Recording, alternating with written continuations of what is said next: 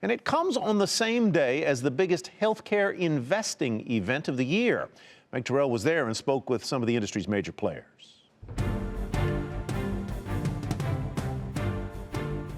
It was a tough start to the JP Morgan conference this year as concerns in the industry over drug pricing really seem to weigh on stocks across the industry. We caught up with Novartis CEO Joe Jimenez to talk about that issue here. If you think about cancer pricing, you have to think about the value that we're creating. Remember, this is a deadly disease.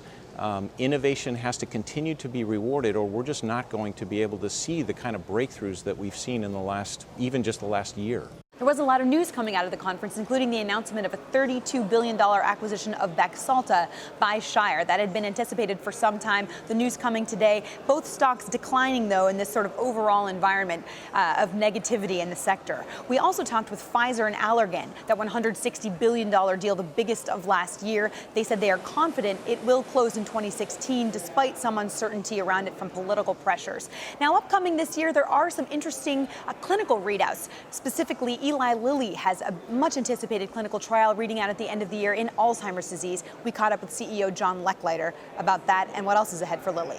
I think the fundamentals of our industry have never been stronger. I'm actually very optimistic about the year ahead, particularly given that Lilly is now out of its period of patent expirations, launching new products and getting back to growth. Conference continues for a few more days this week. Investors certainly hoping the mood picks up.